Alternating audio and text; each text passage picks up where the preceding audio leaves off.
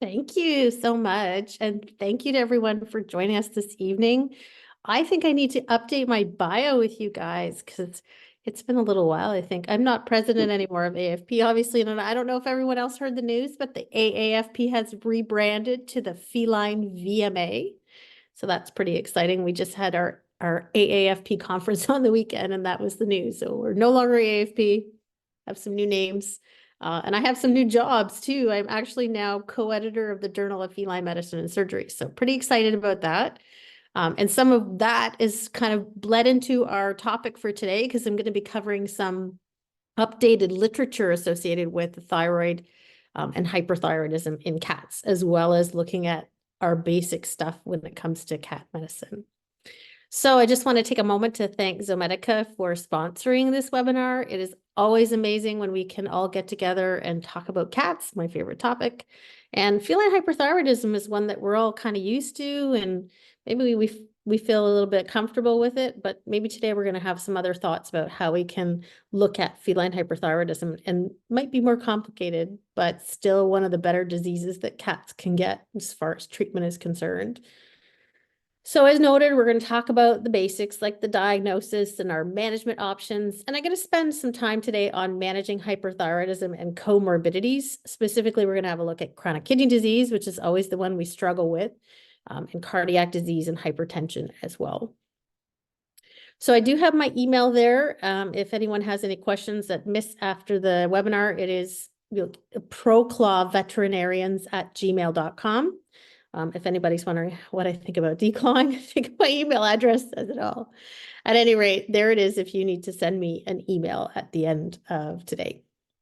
So just a quick rehash of this, the role of the thyroid glands. We're all very well versed in this. We know that the thyroid glands regulate body metabolism, rest rate, heart rate, central and peripheral nervous system, digestion rates, just to name a few.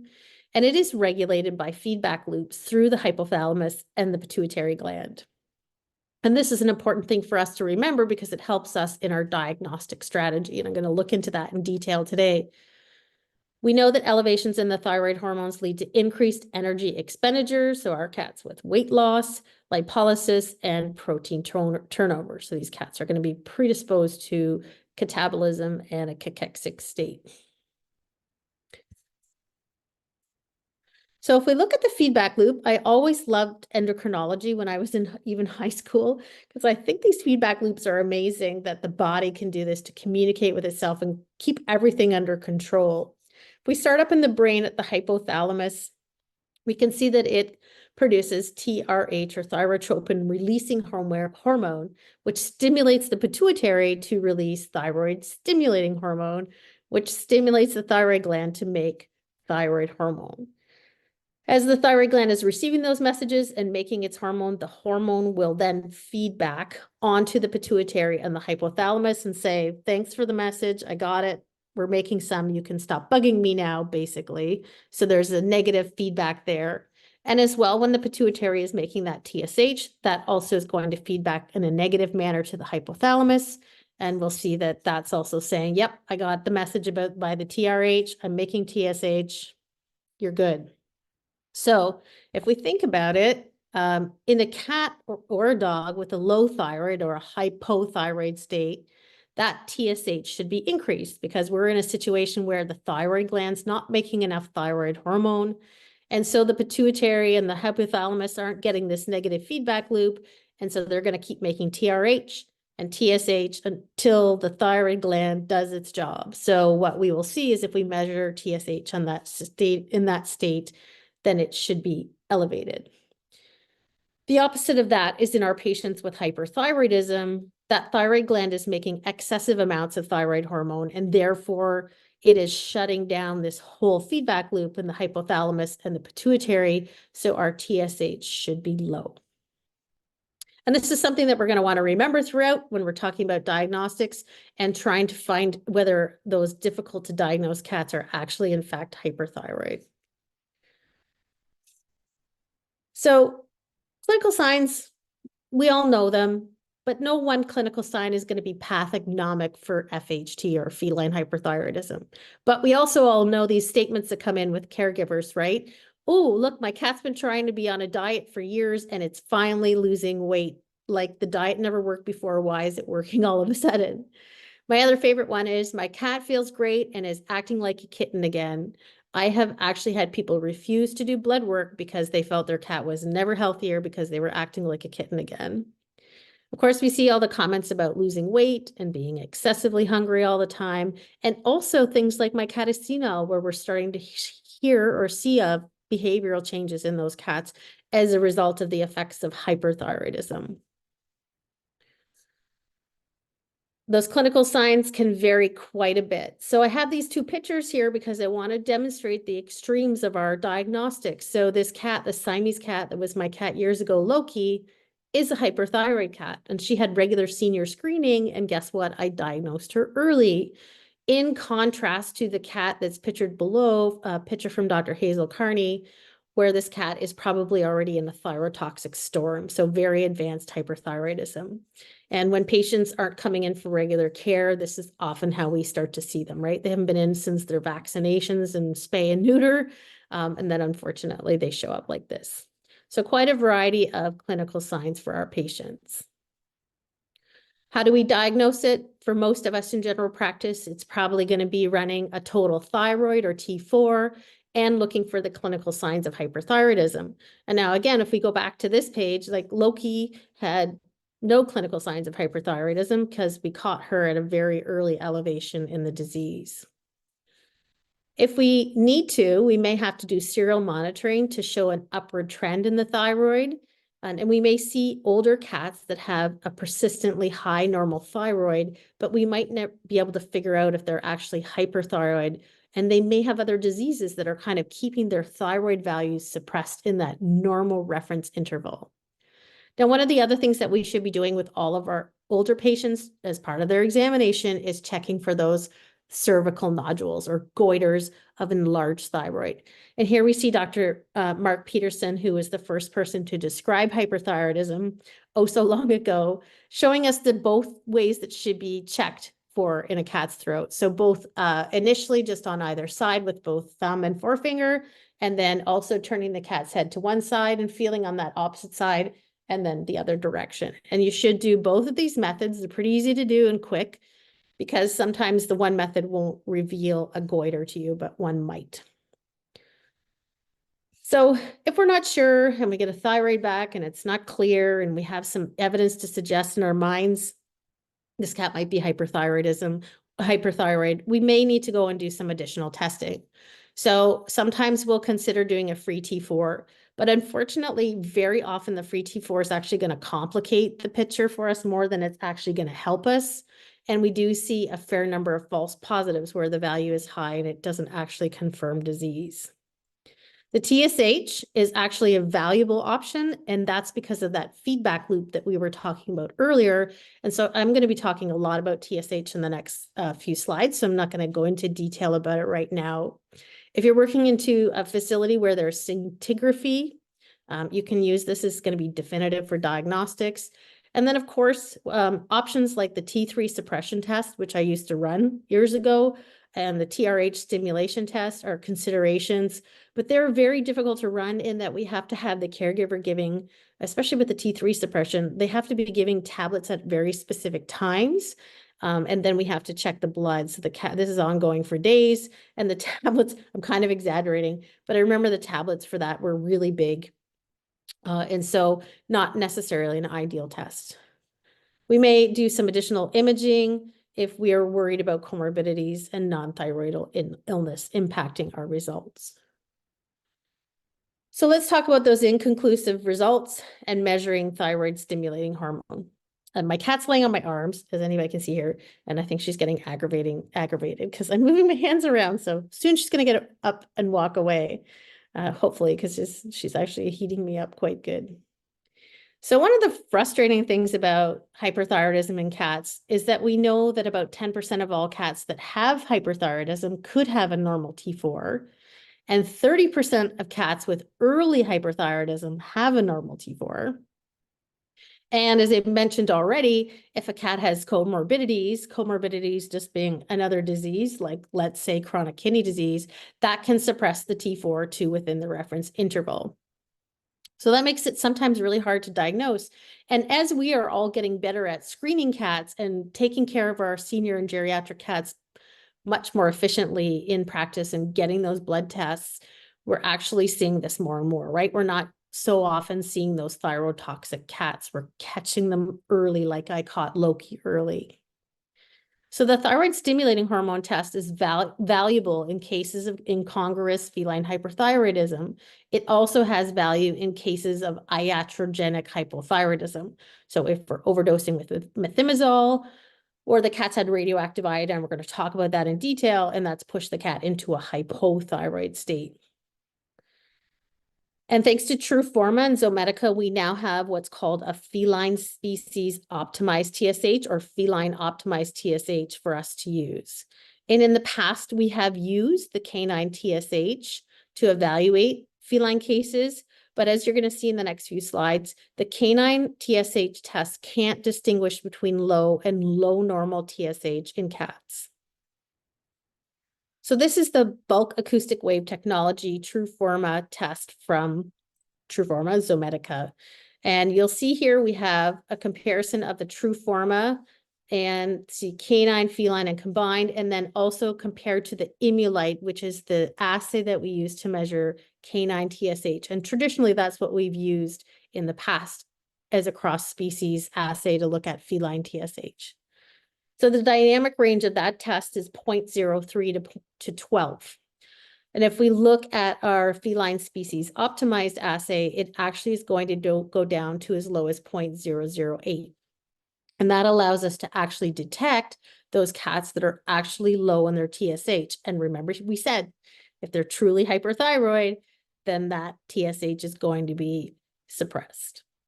So just to look at it from a different viewpoint, if you look at this kind of schematic here, we can see that canine TSH range only goes down to 0.03, and the Truforma is dropping down and detecting as low as 0.008. So there was recently a publication, January of 2024, by Dr. Mark Peterson, Eric Doherty, and Mark Rishnu, looking at this bulk acoustic wave technology, and they published in JAVMA, evaluation of a novel sensitive thyroid stimulating hormone assay as a diagnostic test for thyroid disease in cats. So they were really wanting to compare that bulk acoustic wave technology that has that low functional sensitivity to the TSH assay. And so what they found was the test does have good sensitivity, specificity, and positive predictive value for identifying hyperthyroidism. And those values were actually higher in the bulk acoustic wave technology compared to the canine assay. The test sensitivity for identifying I-131 induced hypothyroidism was only 45% for T4, measuring T4 by itself, versus 100% for measuring with either of those TSH assays. So remember, when we have hypothyroidism, the TSH actually goes up. So our canine assay is still going to be okay for that because it can detect higher levels of the TSH. So we can either use that feline specific one, or we can use the canine one. They also found that the blood acoustic wave technology, that feline optimized TSH, had a higher positive predictive value than either the canine or the thyroid value by itself.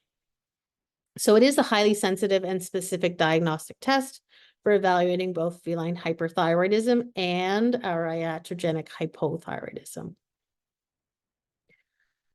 So when we have those kind of ambiguous tests, cats, or sometimes I think just running them both together on a regular is a good idea. We're going to see that a euthyroid cat's going to have both values in the normal range, normal feline optimized TSH, normal T4, and then that hyperthyroid cat is going to have either a high normal T4 or a high T4, and both of those are going to be with a low TSH. So once we've made our diagnosis, we get to pick some treatments. And it's not very often that we can say we have 4 treatment options for a disease. And I think sometimes this is why we often say if a cat's going to pick a senior-related disease to have, hyperthyroidism is not a bad one because there are a lot of treatment options.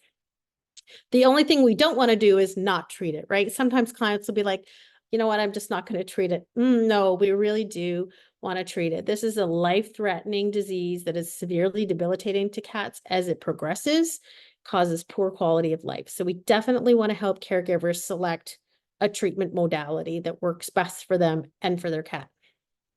So of course we have oral, we have our dietary management and YD. I'm going to talk about each of these individually, our surgical thyroidectomy, and of course, radioactive iodine. The goal for any of these is going to be hitting that euthyroid state, right? We want to get that cat's total T4 into the reference interval with minimal side effects. So let's start by looking at oral or transdermal medication. On the left, we have our advantages. We do have a really good response to this medication, more than 95% while they're on the medication. It's not like that phenobarbital meme that goes around where the client's saying he wasn't seizuring anymore, so I stopped the phenobarbital. So he had no more hyperthyroidism, so we stopped the meds. No, you have to keep the meds going for life. And that can be very struggling and upsetting for some clients because they really would like a cure. This is available in a lot of different formats. So we have pills, liquids, transdermal gel. We can get compounded in a variety of different things. And that's just a great way for us to get meds into a cat. And it's an outpatient basis, right? There's no risk of permanent hypothyroidism. We can always tweak the dosage the cat is on if they drop into a hypothyroid state. And if we're seeing a decline in kidney function, we can also manage the dosing. And we're going to talk about that later. Disadvantages include 100% relapse rate off medication and requiring medication for life every day. The cats also require regular monitoring. We can't just let them go off. They have and never see them again. They have an adenoma, and adenomas grow. Not very many cats will actually have thyroid carcinoma. That's really uncommon, but adenomas continue to grow. And there is some thought that they might actually progress to carcinoma. So we want to make sure that we're monitoring these patients carefully. Probably about 25% of our patients are going to experience a reaction to the drug, maybe less. And I would say in my experience, it's much less than this, but I do find this happens around 6 weeks. It's usually after I've just checked their first thyroid to see where their dosage is, if it's correct. And then like a couple weeks later, they'll call and say the cat's scratching at their face. And that's a sign that there is a drug reaction. So if you are in the US listening to this, this is exciting news that Norbrook has an FDA-approved oral methimazole solution that is available to you now called Feline. It's a honey-flavored solution, and it's a methimazole at 5 mg per mil. So that just means that you can really titrate your dosing. If you have to muck around with the dose for whatever reason, you have the option to do this, which is really elegant. And this is a product that's already been available in the UK for a long time under Thyronorm and has won the ISFM ICAT Care Easy to Give award. And so that's something that's not given out very, very lightly or taken lightly. If a company has won that for their medication, it means that cats actually do quite well with it. Dietary management is always something that we can consider. It's only a change in diet, so that's easy. And it's a pretty good response rate at over 82% if they're fed appropriately and don't get anything else that might have iodine in it, because it is an iodine deplete diet. And what it's basically doing is starving that overactive thyroid gland from being able to make thyroid hormone, because in order to make thyroid hormone, you need iodine. It is considered to be safe in cats with renal insufficiency, and you'll see later that I note that it's rare for this to cause hypothyroidism. Unfortunately, this means these cats have to have a very severe dietary restriction for life, and they're limited to low iodine treats and water.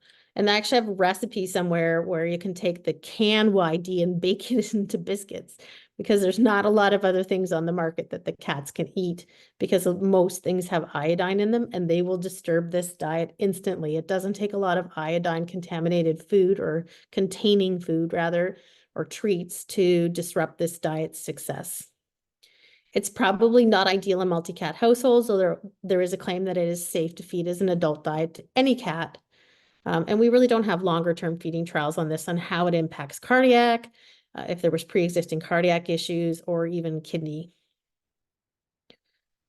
When I was lecturing this talk the other day at the AFP, I put up my hand to ask how many people in the room have done or do thyroidectomy. And I think myself and one other person in a room of 100 people put their hands up. This is not something we see very often anymore, but it is an option in some cases.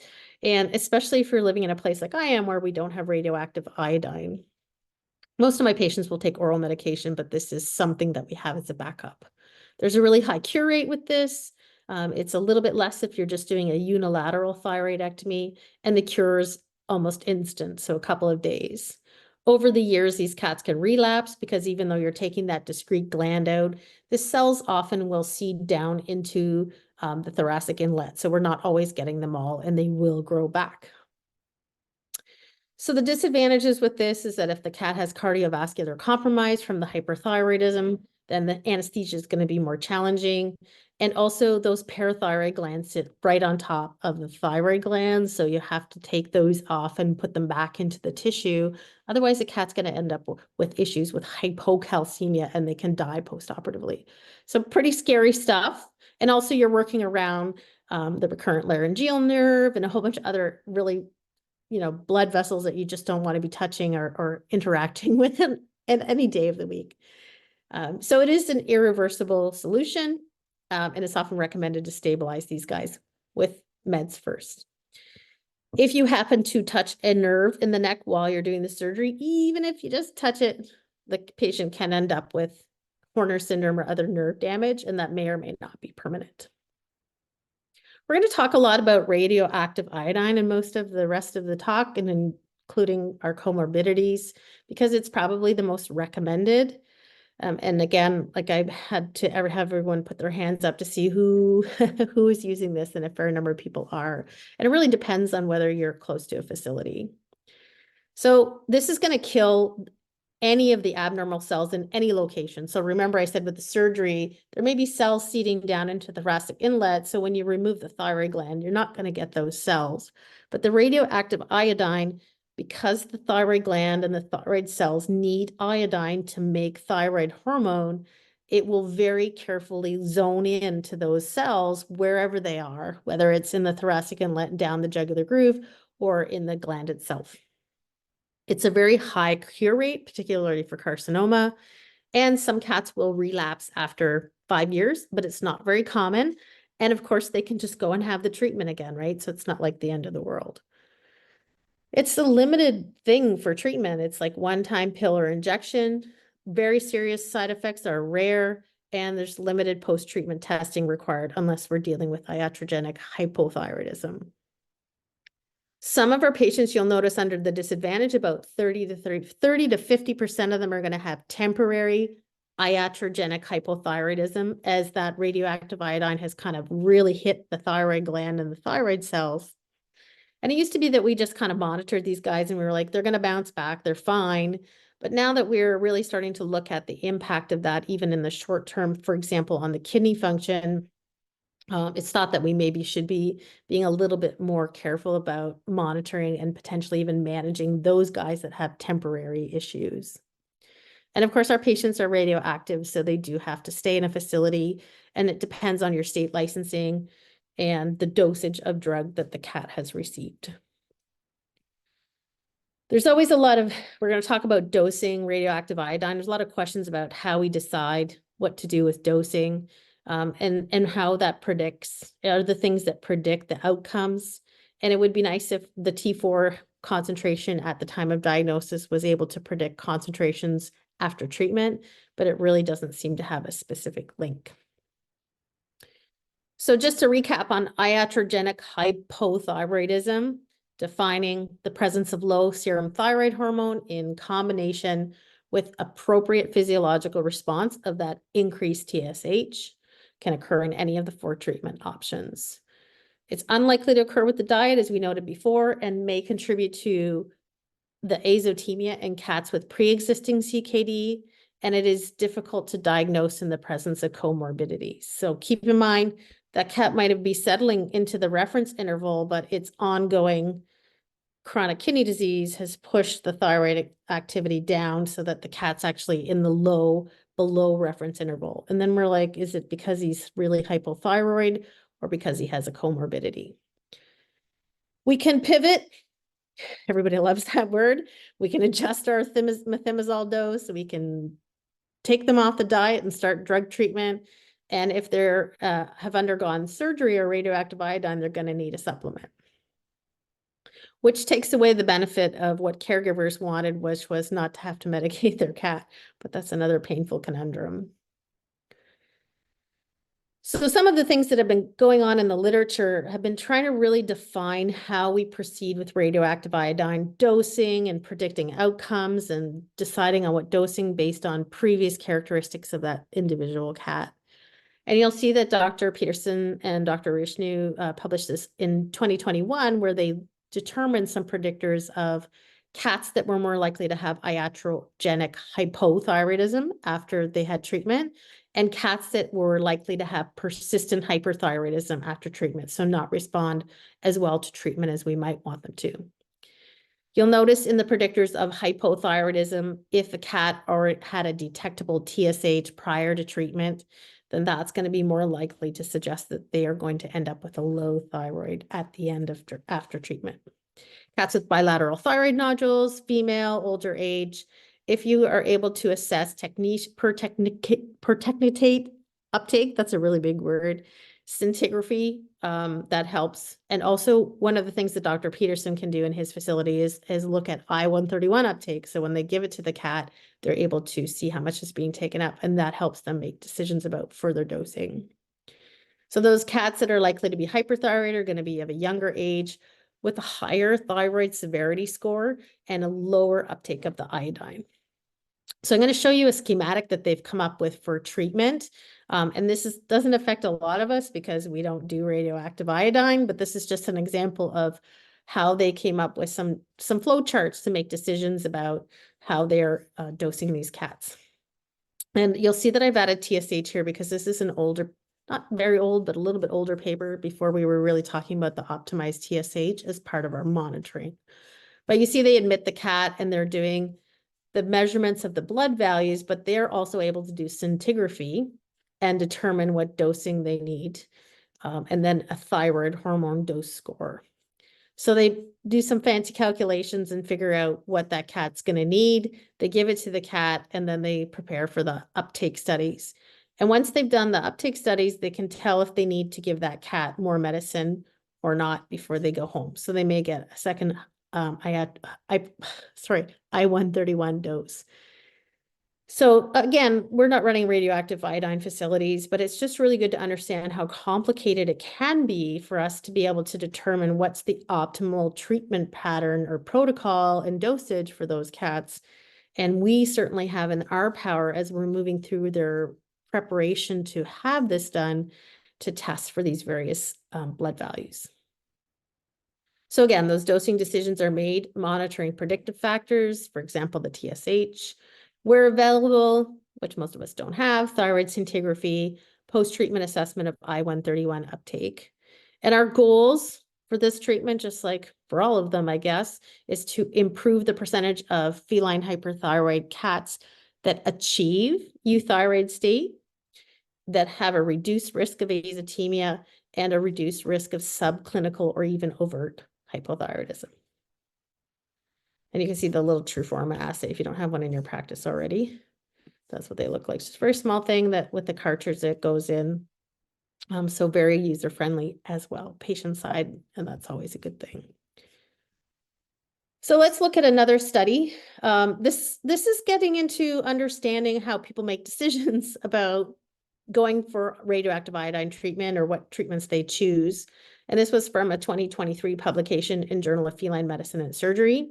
And before I start talking about this, I just want to point out to everyone that you guys have, everyone has access to these most manuscripts or publications now. So Journal of Feline Medicine and Surgery is what we call open access. You don't need to be a member of an organization. You don't have to pay. You go to the site, find the article you want to read, and it's there in full for you. And the same thing applies both to the Journal of Veterinary Internal Medicine, so JVIM, and also now JAVMA. So this is a really good, because previously we would have to pay like $48, $50 just to read an article. So It's really nice to see this open access, making it available to all of us to look at these articles.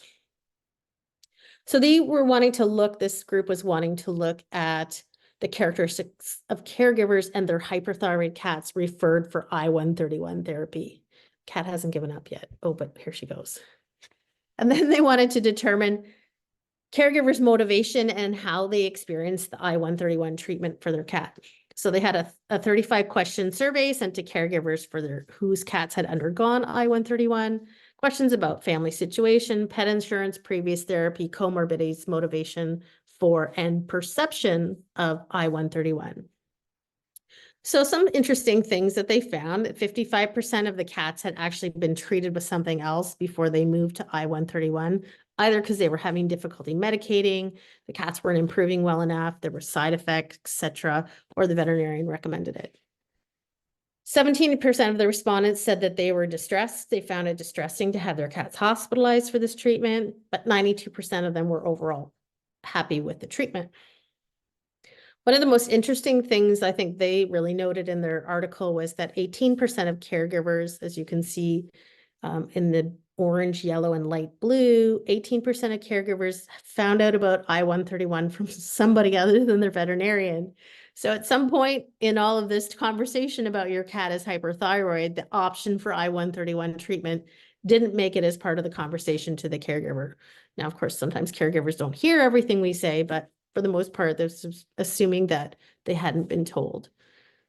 Where caregivers were dissatisfied, it was because of insufficient communication. Their cat then developed iatrogenic hypothyroidism, or they didn't respond well and had persistent hyperthyroidism, or ended up with comorbidities post-treatment. So really for this paper, the conclusion was that we're not communicating well enough and not giving people enough information about their hyperthyroid cats and explaining to them potential side effects and outcomes of the different treatments and to help them make those decisions. One of the things I'll always suggest is to go to the AAFP website or catvets.com and share the hyperthyroidism client brochure with people because it has all that information in it. So even if you're talking about it, if they're only retaining part of what you say, you can always get them to read that at home. So when we're monitoring our hyperthyroid patients post I-131, if we're trying to make sure that they're responded well to the medication and they're not iatrogenic hypothyroid, if we measure both our T4 and our TSH, we're going to see those euthyroid cats may have a low normal T4 or a normal T4, but should have a normal TSH, not wanting it to be high. If they're early or subclinical hypothyroidism, then they're going to have normal T4 or a low normal T4 and a high TSH. And then, of course, if they're outright low T4 and a high TSH, that's confirming hypothyroidism. And she's back.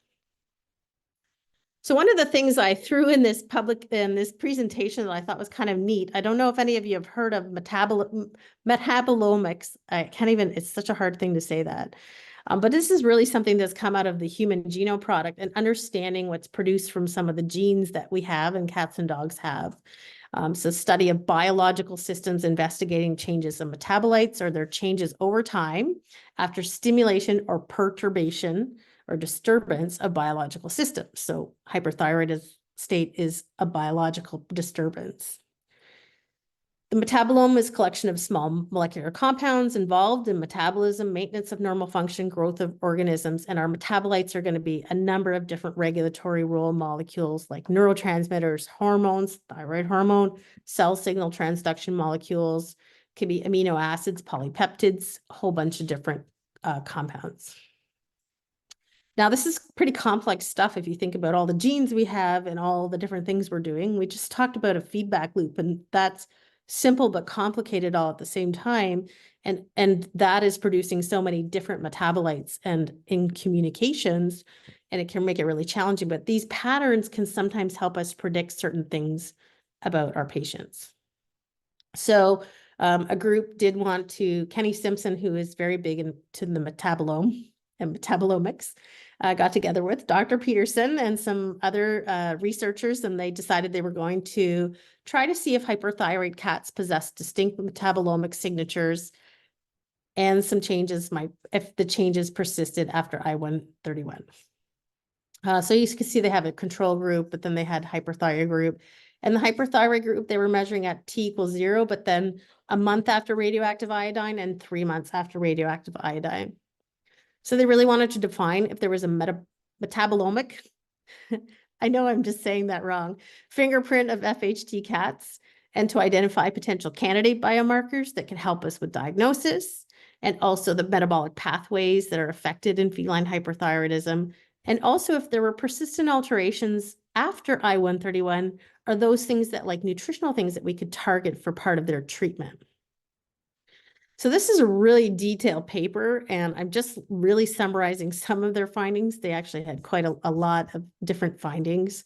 They did find that cats had a specific signature. They had 277 different metabolites compared to controls. 70 of them were increased, 207 were decreased. After treatment, we saw 66 and 64 metabolite differences that persisted, and that's T1, so at 1 month post-treatment versus control, and 3 months post-treatment versus control. They identified some candidate biomarkers with excellent discrimination between hyperthyroid and healthy cats. And obviously this is a pretty small study, so there's a lot more work that needs to be done, but it's interesting to see that they might be able to narrow in on this. And they did identify several metabolic derangements. So were not resolving after I-131. And finally, some of the findings suggest that hypermetabolic state that cats have does not completely resolve in return to euthyroidism after treatment.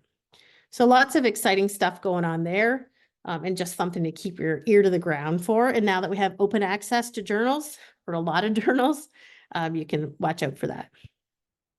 So common comorbidities for cats with hyperthyroidism, Susan Little always says that cats like to shop around for more than one disease, and that's certainly the case. Why have one endocrine disease, for example, when you can be insulin resistant and hyperthyroid all at the same time? And chronic kidney disease is just such a common problem, and of course, it's potentially going to go hand in hand with hyperthyroid. Cardiac issues, is it from the thyroid? Do they have primary HCM or some other heart disease even before they became hyperthyroid? And hypertension, we're going to talk about in some detail as well.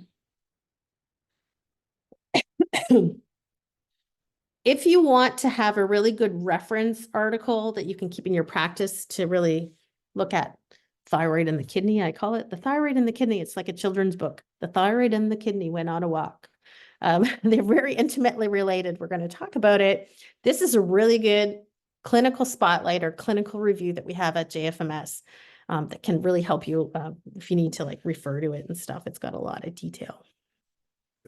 So we know when we have hyperthyroidism that those increased thyroid hormones are going to elevate GFR and decrease body mass, right? We're burning muscle because they're burning excess energy, which is potentially going to falsely lower our creatinine. So when you're testing your hyperthyroid cats, you might think, oh, look, his kidneys are getting better, but they're not. It's just because the cat has less muscle. So that means also that we're masking that pre-existing kidney disease. When that hyperthyroid state lowers the glomerular filtration rate, and then we start to treat the cat the hyperthyroidism increases the glomerular filtration rate. When we start to treat hyperthyroidism, the GFR starts to come back down, and that can contribute to azotemia and decrease survival time. Cats that have azotemia before they're treated for FHT will have a poorer prognosis. And we also are learning more and more about that hypothyroidism that occurs after treatment that actually can contribute to azotemia and decrease survival time. And remember, I said even some of those early temporary iatrogenic hypothyroids may be at risk. Increased TT4 is going to increase the beta adrenergic activity and activation of the renin angiotensin aldosterone system, which is going to result in some of these metabolites: CO, volume overload, sodium retention, renal hypertension, and glomerular sclerosis, which means that it's actually damaging the kidney. So we think it's, it brings the creatinine value and it masks that kidney disease. And in our heads, we think it's making kidney disease better. But while it's hiding the kidney disease from us on paper, it's continuing to damage the kidney. So we're going to have progressive worsening CKD. And I was lucky enough to get to interview an endocrinologist while I was at AAFP, Dr. Thomas Schermerhorn. And I love this quote from him. It says, hyperthyroidism is not a treatment for CKD. And what does that mean?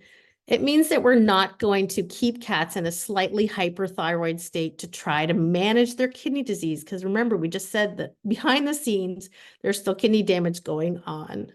So it really is exacerbating renal damage. So our therapeutic goal, even with our CKD cats, is to avoid a hypothyroid and the hyperthyroid state. And that means keeping them in the reference interval. We want to manage CKD as per the usual IRIS staging guidelines.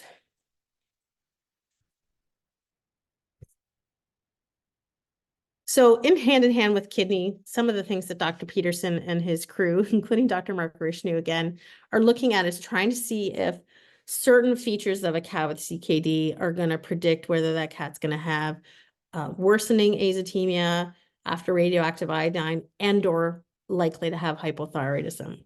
So one of the studies that they published last year was looking at the cat's urine concentrating ability. So they determined the proportion of feline hyperthyroid cats that had a low urine specific gravity before treatment. And of course, they used controls, or I think they used, yes, 190 clinically normal cats in this study. And then they were looking to see if those cats had a change in their urine specific gravity after treatment and whether a low USG before is associated with unmasking of azotemia or hypothyroidism post-treatment.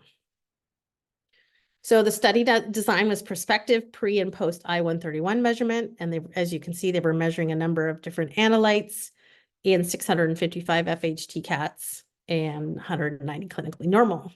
And so cats with evidence of suboptimal concentrating ability, so low USG before I-131, are actually more likely to develop azotemia and unmask previously occult CKD. In the same vein, and this happened actually before, 2018, they published a study about whether SDMA can predict azotemia post-op, and similar kind of idea, right? A prospective study looking at some FHT cats, age-matched controls that were clinically normal, treat the FHT cats with I-131 and monitor our analytes as noted here. And they really found that it wasn't extremely helpful. So if a cat had an elevated SDMA before treatment, that had a high specificity to predict azotemia post-treatment. But if they were normal before treatment, it really didn't predict one way or the other which cats were going to develop. So some cats were still potentially going to develop azotemia.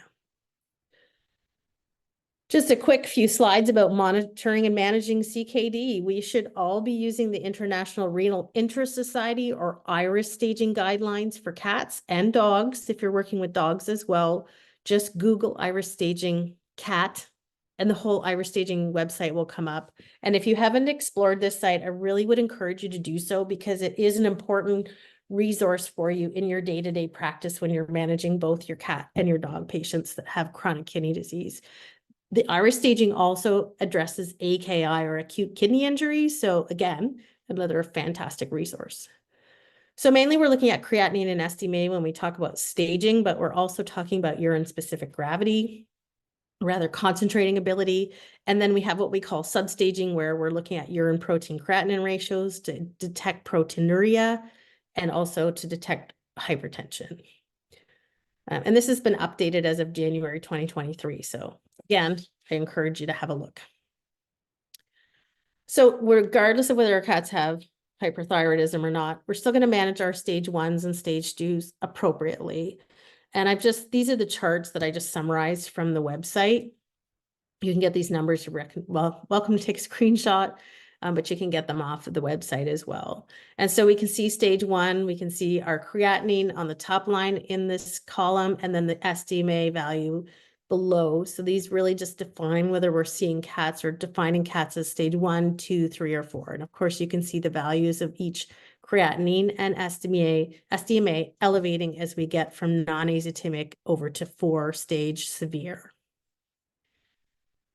So with these patients, we can treat them, say, with medication, but if we think that they have a renal function that's stable If we do medication, oral medication, and everything seems to be okay, then going to a less reversible treatment like I-131 or surgery is going to be an option.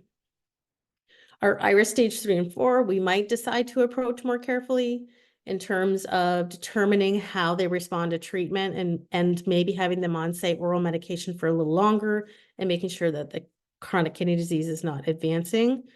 But ultimately, we're going to need to make a decision that might be based on the fact that the caregiver can't medicate the cat, or maybe the cat has become allergic to the methimazole and we may have to move forward with treatment. And again, it's just going to mean that we're managing those CKD cats as we would regardless. And we're trying to keep the thyroid value and that reference interval. So we don't want a hyperthyroid or a hypothyroid state when we're trying to stabilize the kidneys. With cats with hyperthyroidism and potential cardiac disease, we're always monitoring for heart rate, gallop rhythms, other types of arrhythmias, new murmurs that weren't there before, or worsening murmurs that were pre-existing. We know that cardiac murmurs occur in about 63% or more cats at the time of FHT diagnosis. And you'll see there's a big study I keep citing here from 2018. 51% of FHT cats had cardiac abnormalities by echo in the same study. Cats with severe hyperthyroidism are more likely to be experiencing these thyrotoxic cardiac changes that you see in this patient down on the right side on the picture. So our diagnostic testing is going to include thoracic RADS, echocardiogram, potentially a cardiac pro-BNP, which can be elevated in hyperthyroid cats with secondary cardiac issues and can return to a more normal state after we treat them for hyperthyroidism. And of course, we're going to check blood pressure. When we have cats with HCM and FHT, we can actually see overlapping signs. And it's sometimes hard to distinguish between whether it's a hypertrophic cardiomyopathy or secondary to FHT. So in FHT, we're going to see changes by echocardiogram that include left atrial enlargement in 21% of cases, congestive heart failure in a very small portion of cases you can see, and then sometimes focalized or general left ventricular hypertrophy. Keeping in mind the crazy thing that 14% or almost 15% of cats apparently healthy have subclinical HCM. It means that some of our patients may have already had HCM, and we really don't understand the link between FHT and cardiac disease such as HCM, so how they interplay with each other. And like I said, those thyrotoxic changes can have features of HCM, so it can be really difficult to determine. And of course, if a cat has underlying HCM already and develops hyperthyroidism, then that's going to be contributing to worsening of their cardiac issues. We've mentioned hypertension multiple times. We talked about checking blood pressure in kidney. We talked about checking blood pressure with cardiac. Hypertension occurs in 10 to 23% of hyperthyroid cats at the time of diagnosis, and it can persist after treatment. We also know that 25% of cats that had normal blood pressure when they were diagnosed with hyperthyroidism developed hypertension subsequently, even when they were euthyroid. And those patients either probably had underlying chronic kidney disease or idiopathic hypertension. So monitoring blood pressure and eyes, look into the eyes. They're the window to the cat's soul, but also to tell you about the redness. The more you look into your patient's eyes and get used to normals, the better you're going to be able to detect all of these abnormalities that are associated with hypertension. The hemorrhage up in the top right corner, these wavy and thin narrowed blood vessels, and also these what we call cotton wool spots, which is actually the retina lifting off the back of the eye as a result of hypertension. So, of course, in keeping with checking before and after radioactive iodine, and I always ask if Dr. Peterson, he always has these great ideas to check these things to see what's happening when we do this radioactive iodine. So they did look at the proportion of FHT cats that had hyperthyroidism at diagnosis and whether they had persistent hypertension. Sorry, they're hypertensive at the time of diagnosis of hyperthyroidism. After a while, it gets a little tiring saying all those things together. And then they wanted to look at the correlation of post-treatment hypertension with azotemia or iatrogenic hypothyroidism. So lots of numbers here again, similar to what I was just talking about earlier, 27% of cats at the time of FHT were also hypertensive. 49 of those percent were non-hypertensive after radioactive iodine, but 51% of them remained hypertensive. And then 9.5% of the cats that initially had a normal blood pressure became high blood pressure after I-131. And those are those cats that I said that probably have something else going on, like chronic kidney or idiopathic hypertension. 12% of hypertensive cats at the time of FHT diagnosis became azotemic after I-131. It's a very small percentage, really. And 9% were hypothyroid after I-131. So not a lot of predictive value there in terms of connection. So the last few things I just want to touch on briefly as we move through the end of this seminar is, again, going back to the caregiver. And we see this development and validation of a questionnaire to assess health-related quality of life in cats with hyperthyroidism. So there are a lot of HRQOL questionnaires available. And so this group wanted to develop one specifically aimed at hyperthyroid cats and their caregivers. So it was a cross-sectional study design. They started with 28 questions they developed. Each of those had 2 sub-questions, and they refined that questionnaire down to 25 of the original 28 questions for excellent internal consistency. And I don't even want to try to get into the statistics that are involved in trying to figure out how these work. Whenever you're trying to validate an assay, you have to be able to assess it and make sure that it's actually testing the thing you claim it's testing, right? So there's a lot of, in those 28 questions, is it actually testing what you want to find out? So is it valid? So they did find this to be a useful tool to reliably quantify the influence of hyperthyroidism on the quality of life of affected cats and their caregivers. And it may be something that we can use. It's available in this article for our patients to help caregivers make decisions about their cat's care. So just to look at briefly some of the question categories, they had a whole section on owner-related quality of life, very important. And then under cat-related, they had section on GI, dietary, and urination, appearance, emotions, and then also activity and behavior. So something that you might want to have a peek at, it's actually certainly going to be valid for us for helping caregivers make some decision-making. And I always step back to the caregiver and say, we also need to think about what's happening to the caregiver and amongst all of this, right? You looked at that this survey that was done earlier when we were talking about that people didn't know about I-131 and some of them didn't know about the potential side effects. And that has an impact on people and their well-being. Remember, caregivers have a budget and all the things that you do in your practice. It's not just about money. They may have time constraints with their job, with their family commitments. They're going to have emotional constraints. They're going to be different for every single person you meet. And some people are going to have physical constraints. And the example I always use is a senior individual who may have really bad arthritis in their hands and they can't medicate their cat or even open the medication vial. So all of these things, you thought you were just a veterinarian and you were dealing with animals. You get to also help support the caregiver, right? And so just keep all of these things in mind. So hyperthyroidism is not always a slam dunk diagnosis, and our decision-making has to include consideration for the individual patient and caregiver needs when we're talking about diagnostics and treatment and ongoing monitoring. And even our cats that have so-called curative treatments like radioactive iodine still need ongoing monitoring to make sure that they're still doing well. And if they have comorbidities, because they like to collect them, then we need to manage those independently of each other. Again, trying to make sure that those thyroid values stay in the reference interval. So thank you everyone for your attention this evening. Welcome any questions that you might have. And I did leave my email earlier in the talk. If you missed it, it is proclaw, PROCLAW, veterinarians@gmail.com.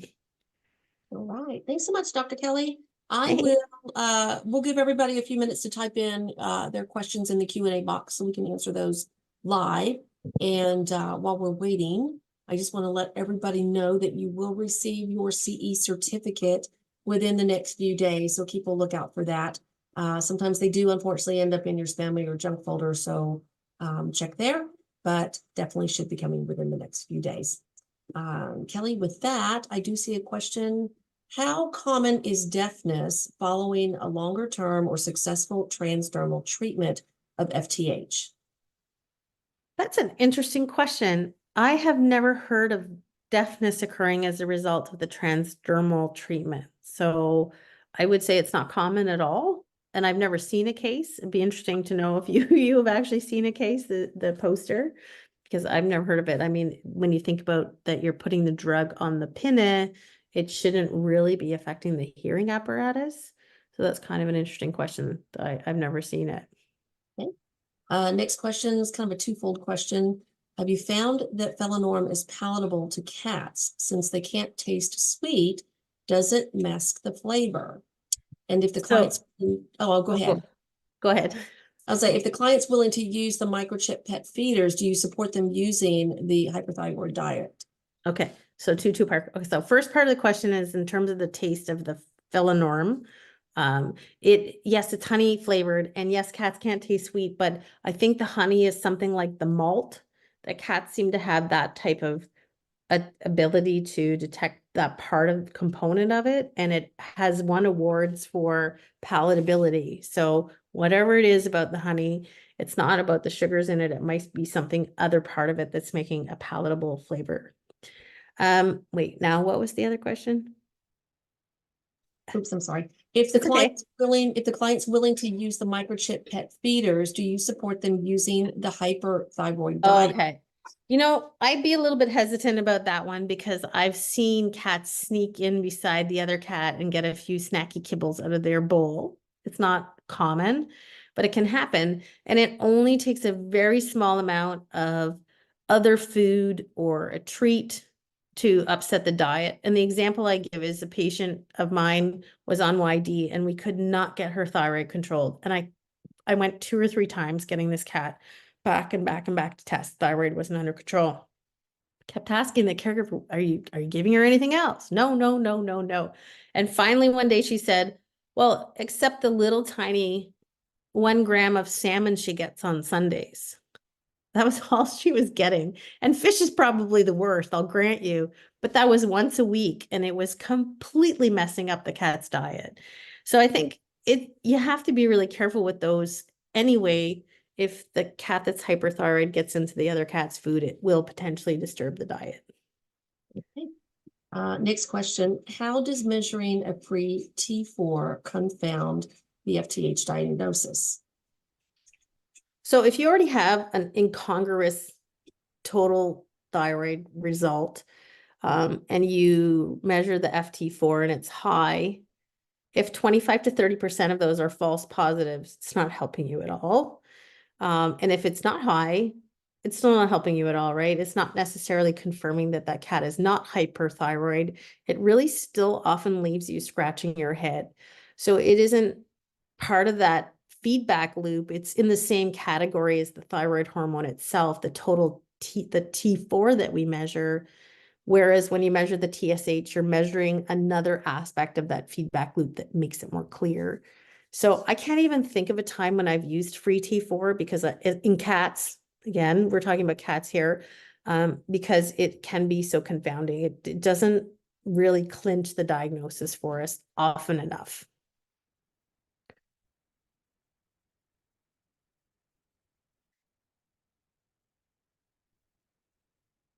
Are we still here?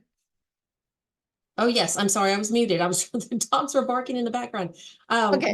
We've got time for one more question if anybody's got one, before we wrap up for this evening.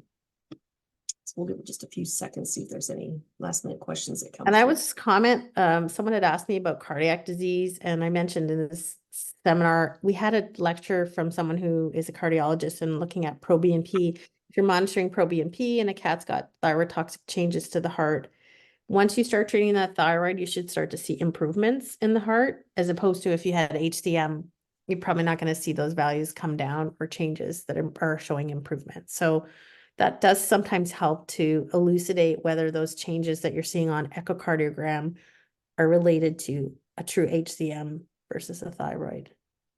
Okay. Great information. All right. Well, listen, I want to be respectful of everybody's time, especially Dr. Kelly St. Denis' time. Thank you for joining us this evening, Kelly. It's always great to see you live. Thanks for having me. But having you speak for us. Look forward to seeing everybody on the next webinar. Check our Zomedica webpage for upcoming webinars. And with that, everybody have a great rest of your evening and great rest of your week. Kelly, we'll see you again soon. Thanks. Take care, everyone. Bye. Bye.